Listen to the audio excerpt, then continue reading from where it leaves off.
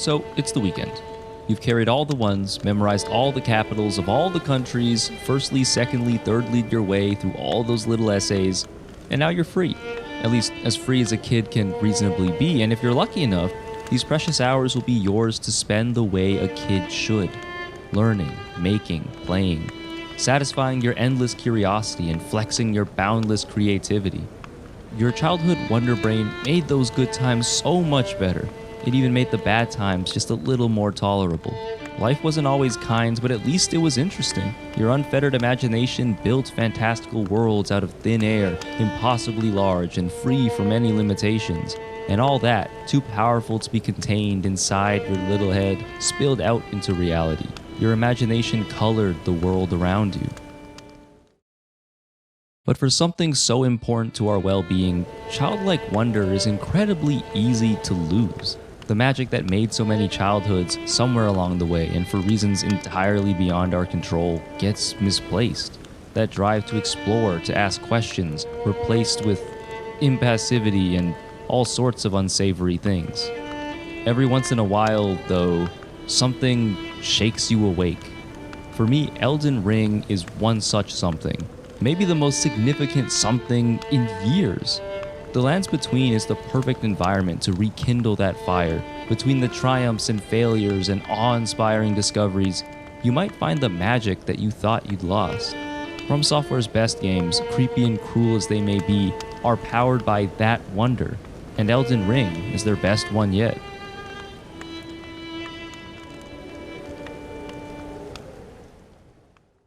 Souls games tell the stories of nobodies, little guys tasked with killing bigger and bigger guys so that they can become the biggest guy.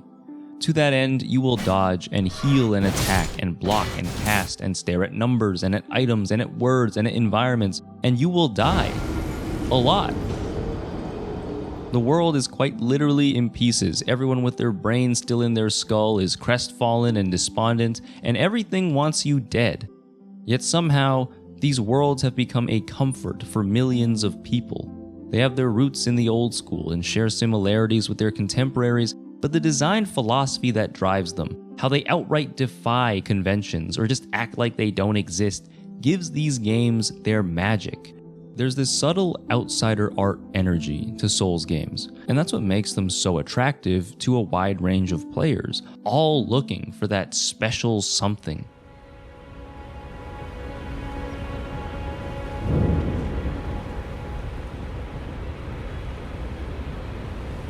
I finally made it back to Kansas after a 100-hour vacation to the Lands Between.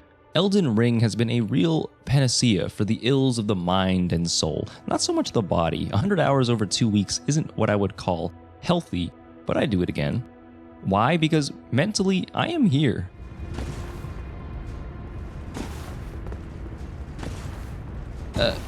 Maybe here. This is From Software's first attempt at an open-world game using the Souls formula, and I love it. It is without question my favorite FromSoft thing already. I played Elden Ring through the lens of an inquisitive child. In the Lands Between, anything is possible, so everything is worth a try. Not because everything is actually possible, but the artifice works. It makes you feel like a kid again, and that's the greatest compliment I think anyone can give a game. There's no talking about Elden Ring's style of open-world exploration without mentioning the open-world zeitgeist heralded by the Rockstars and the Ubisofts and the what have you. And I'm also not going to pretend like I didn't have a lot of fun playing those games. I did. These open worlds are less about finding fun and more about choosing your fun. And that's valuable. There's activities dotted all over the map, and I get to decide what I want to do and what I don't. These open worlds reflect the needs of the time, of the audience.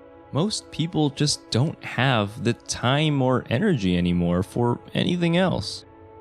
Elden Ring subscribes to the other philosophy of open world design. It's a game where players need to actively seek out content for themselves, a process that facilitates a more intimate relationship with said content and lets those players author more personal stories. The obvious drawback being that it's not nearly as approachable. It's a big ask, and not one that players will commit to often. But the more you put in, the more you'll get out of it, and in the case of Elden Ring, you can never ever put in too much. Breath of the Wild, being as culturally significant as it is, really primed people for the long-awaited return to this more player-driven, open-world exploration. Unlike Breath of the Wild, however, Elden Ring is not a systemic game. Breath of the Wild has predictable, consistent systems that interact with one another and with you to create these emergent gameplay outcomes, while Elden Ring has other things going for it. Or rather, it achieves similar goals its own way, and that's by being weird. More on that later.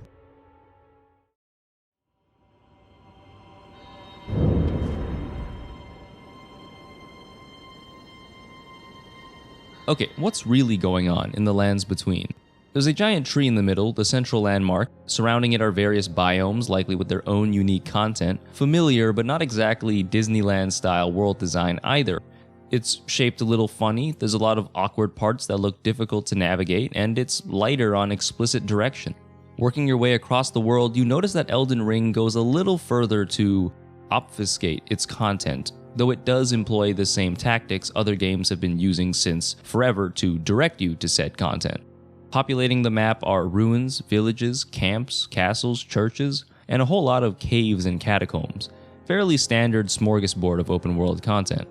All that on top of the main legacy dungeons, minor legacy dungeons, and other optional zones. The question is, does having a slightly unconventional layout and a little less handholding really change the experience of exploration that much? Everything else seems to be pretty standard. The quick answer, yes, but that won't give you Elden Ring. In this third grade argumentative essay, I will outline a few of the many reasons why Elden Ring exploration is, in fact, very great and very special. While they are important for context and the appropriate vibes, there's something else I want to gush about, so we'll be breezing through these points. Many of them have been discussed at length many times over the course of probably a decade. Firstly, Elden Ring trades quite a bit of convenience for active resistance instead. And that sounds terrible, and I'm certain if done wrong or taken too far, it absolutely would be.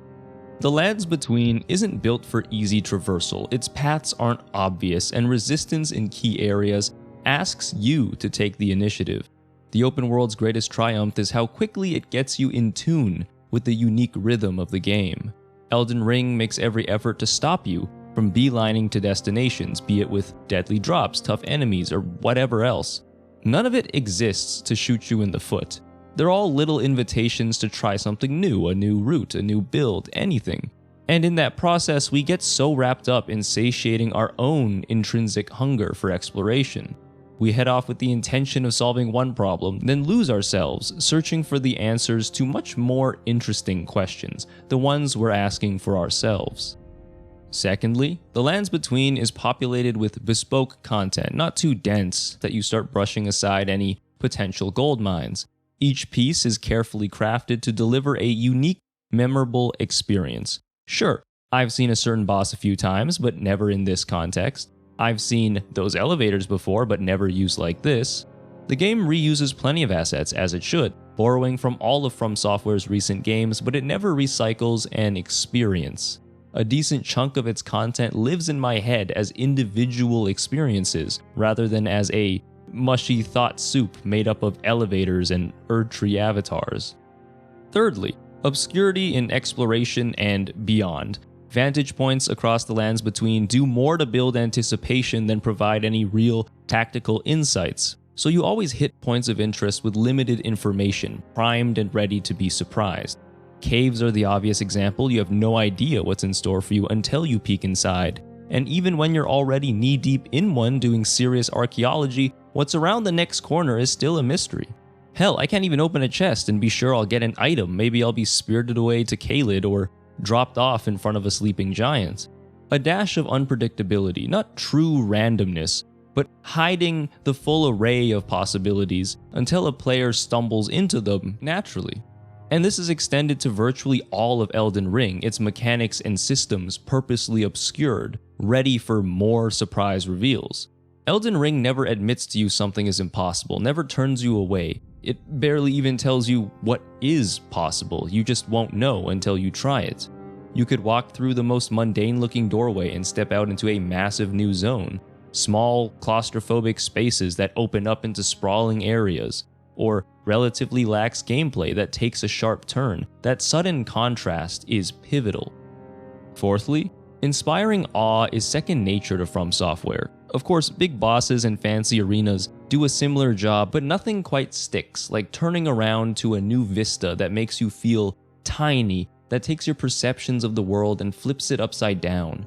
The promise of more Ash Lake moments lights a fire under you, nurtures that adventurer's spirit, but as you continue to hone that eagle eye and learn the oddball logic that governs the lands between, the act of exploration itself becomes an additional reward. I don't always need an Ash Lake every time I find a new foothold in the world, though Elden Ring has more of them than any From Software game to date. The intimate experience of making these little discoveries by myself or with the help of friends and online communities, or through dissecting beautifully awkward player messages, is its own reward. These are small stories that enrich the lands between, all worthwhile for different reasons. Bonus point: Souls games are just inherently funny games. Big sentient balls, wolves raining from the sky, patches ditching you at Radon, rolling goats, turtle pope, and all that doesn't even come close to the shenanigans you'll get up to with your friends and foes online. Elden Ring never points at the joke and asks you to laugh, it's just hilarious whether it's trying to be or not. Exploring the lands between, you just never know what kind of experiences wait for you over the next hill. Now we're getting into the real stuff.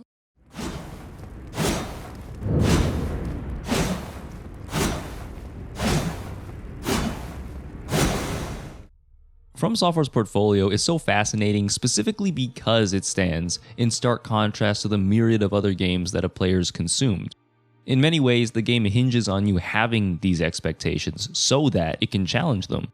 That players are so taken aback by Elden Ring is partly due to a decade plus of overexposure to that one kind of open world. The way you navigate familiar spaces is so unorthodox compared to what you experience in other games, or even in real life. Nothing here is wholly new, but a healthy dose of From Software's design sensibilities and aesthetics take things up to that next level.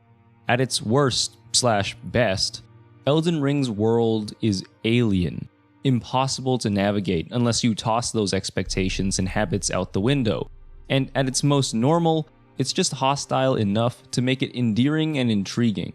It's a nice break from game levels that are so obviously tailor-made for you, even though it's also that. Souls environments always give off that vibe, like they were designed for beings that are similar to, but also not like you at all. And now, here at the end of days, they've been rendered inhospitable to everyone except the most curious, foolhardy explorers. And it's an acquired taste, but once you're in, you're in.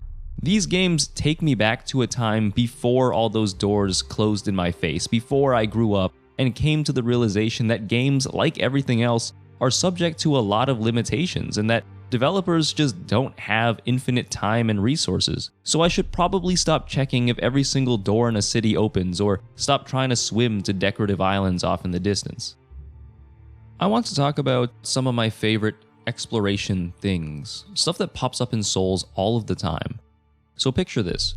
You're scaling a building and wow, it really seems like you're not supposed to be up here. You're on an awkwardly thin ledge. Your character's running animation clearly wasn't made for this, but you keep going.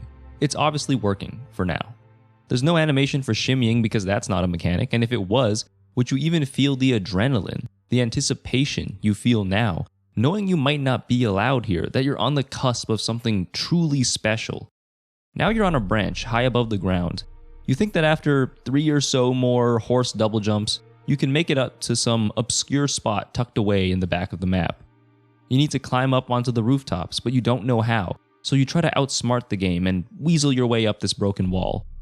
You're deep in the catacombs, somewhere in some cave, and there's these ranged enemies above you with a taste for tarnished blood. and you want to say hello to them, so you do by riding this paper-thin guillotine blade up.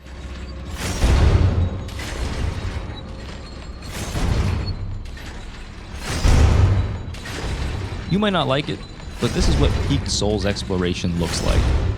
The rules you're breaking aren't the game's rules. Elden Ring asks you to break the habits you've picked up from more conventional games, to accept its brand of outside-the-box thinking as the new normal. It spits in the face of convention and operates fully on its own logic, and at times it feels like a game from an entirely different timeline. Ignore every affordance. Is that light showing you the way? Check the other way. Is the angle of that slope too high? Try it anyway. A deadly drop? Nope, invisible floor.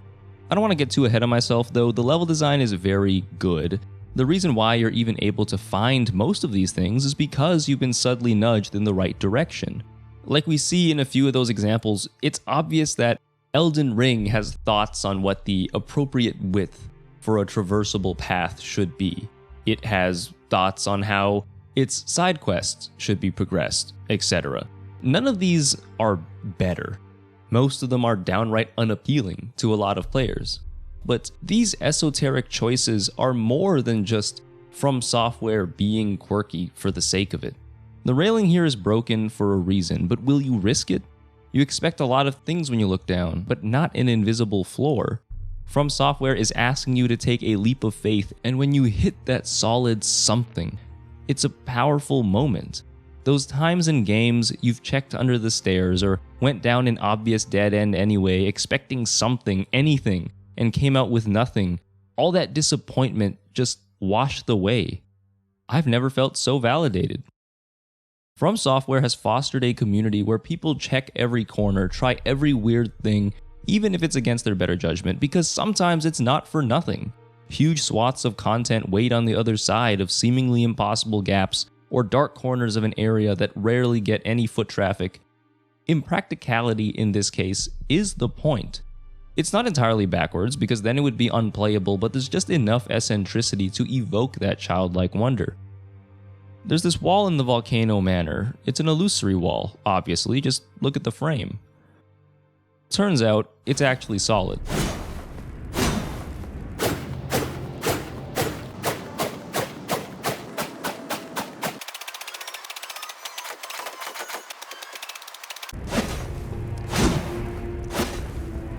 Or so we thought. So is this a bug? Did a developer just up the wall's HP as a quick and temporary solution? After all, the real illusory wall is just over to the right. Maybe this one was just in the wrong spot and this was a quick workaround. It doesn't dissolve like a normal illusory wall either, it just kind of blinks out of existence. Okay, obviously not intentional, they'll probably patch it out soon. Or they knew people would be curious about a very obvious doorway, and this is an introduction to a brand new type of destructible wall. There are secrets that have yet to be found. Pick a wall, everybody. Next week's schedule is looking pretty packed. Whether this new hunt bears any fruit isn't important. What I want to highlight is that people felt the need to do this, to smack a wall 100 times just to see if anything would happen. That's the Souls life. That's what these games have taught players, and we love it. Like Noah Caldwell-Gervais said of Doom Eternal, it wants you to know that it knows that you know it's a video game. All Souls games play up the inherent gaminess that some games celebrate, but others are outright allergic to. Elden Ring is that, but on an entirely new level. The contract a player has with Elden Ring is a lot more nuanced than any myopic arguments about why HUDs are bad for immersion or whatever make it out to be. Watching my silly character chill on top of that guillotine blade, feet not even touching it, is the exact opposite of immersion breaking. Elden Ring is messy, deliberately so. It's controlled chaos. This is a game where bugs feel intentional, and the best part is you'll never know if something was unintentional emergence or not, if it was caught in playtesting and they just said, hey, that's sick, do it again. It's all up in the air, and FromSoft likes to keep it that way. While you work your magic, they're watching you and applauding you, only stepping in when something is a little too broken, of course. That air of mystery creates fertile ground for curiosity to grow. General traversal, puzzle solving, quest hunting, and even boss killing are all touched by From Software's eccentric design. It's the closest a lot of players will get to the feeling of glitch hunting and sequence breaking for speedruns. The metagame is just the game. It was built for you to pick apart. You were starving for secrets, but they were never there. Here is a game that rewards you in spades, where even being able to do something weird is its own reward. There's a bit more of a method to the madness in Elden Ring, but it's still pure, intimate, intrinsic discovery. Few games set your curiosity on fire quite like this. And you don't get this often, and almost never in a package this large. In a GDC talk in 2018, Yoko Taro of Drakengard and NieR fame expressed that freedom in an open world game is not a physical measurement, but rather an expansion of a frame in one's mind. You thought you knew where the world ended, and you were proven wrong.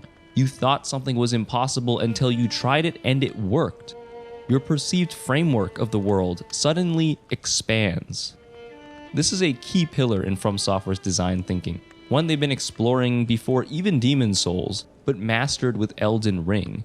Eccentricity meets efficiency meets unparalleled creativity to create an unforgettable experience with secrets galore. This is their latest game to play with the perceived boundaries of its world, and their latest game to challenge how players can interact with it and within it. A recipe for some of the most refreshing exploration in video games. Elden Ring gives FromSoft and us even more room to explore and experiment with our weird ideas. Anyway, back to Elden Ring.